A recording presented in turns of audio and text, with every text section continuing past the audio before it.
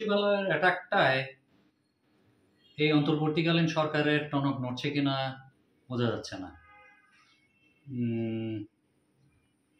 টনক নড়া উচিত। এবং এই 2 দিনে দুটো ঘটনা ঘটেছে। একটা হচ্ছে সচিবালয় অ্যাটাক, এবং এটা ডেফিনেটলি অ্যাটাক, কোনো সন্দেহ নাই। কারণ আমাদের প্রধান উপদেষ্টা ডক্টর মোহাম্মদ ইউনূসের চিঠি ইন্ডিয়ার হাতে পৌঁছানোর জন্য পরই এই ঘটনা ঘটেছে, এবং তাও ঘটেছে কি তথ্য মন্ত্রণালয়ের মতো সংবেদনশীল ডিপার্টমেন্টে, যেখানে সমস্ত অপরাধের ডকুমেন্টগুলা জমা ছিল। সেখানে অ্যাটাক, এটা 2-4 মেলানো এমন কোনো কঠিন কাজ নয়। আমার 6-এ পড়া ছেলেও এটা বলে দিতে পারবে কী জন্য এই ঘটনাটা ঘটেছে। আমাদের সারা দেশের প্রত্যেকটা মানুষই এখন সেটাই চিন্তা করছে কিভাবে এটা ঘটলো।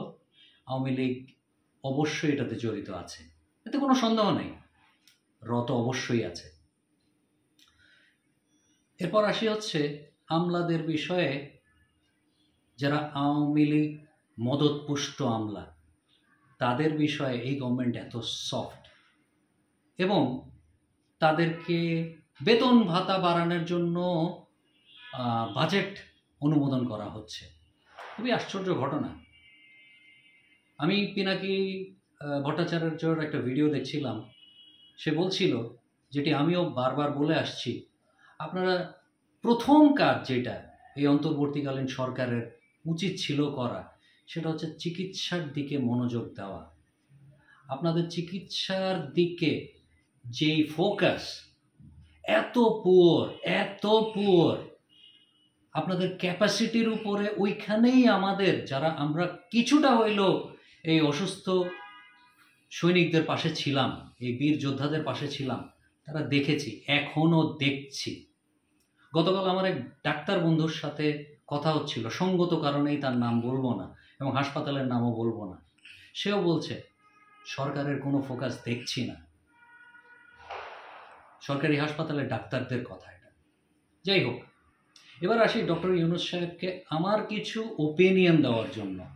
আপনাকে অ্যাডভাইস দেওয়ার ক্ষমতা আমার নাই, ওই বুদ্ধিমত্তাও আমাদের নাই, আমাদের বাংলাদেশের বেশিরভাগ লোকেরই নাই।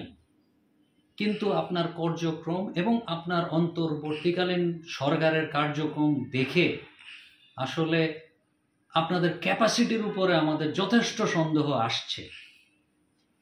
তো এই গত 4-5 বছর ধরে একটা সুন্দর ওয়ার্ড আমরা শিখেছি, হানি ট্র্যাপ।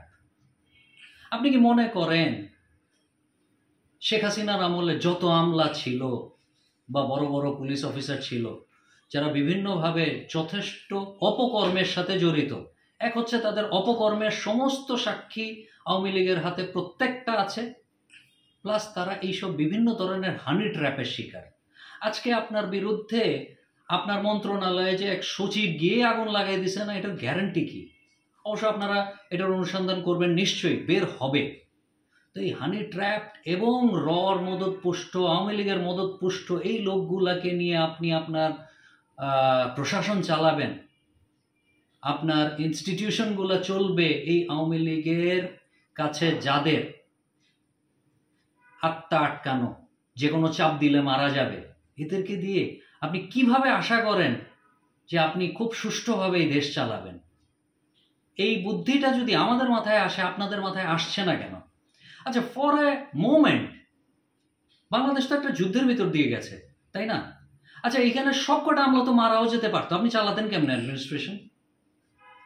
আপনি এখনই কেন প্রত্যেকটা আমলাকে সরায় দিচ্ছেন না যারা আওয়ামী লীগের মদতপুষ্ট? সরায় দেন, নিচের যোগ্য অফিসারদের উপরে উঠান। প্রয়োজনে লাস্ট বিসিএস এর যেই লোকগুলা পাশ করে নাই বা করে নাই, অনেক যোগ্য লোক আছে, প্রাইভেট সেক্টর থেকে লোক নেন। আপনি তো পারেন সবকিছুই। কেন এভাবে করছেন? কেন শত্রুকে পাশে বসায় রেখে আপনি মনে করছেন আপনি সেফ, আপনি মনে করছেন আমরা সেফ? আসসালামু আলাইকুম।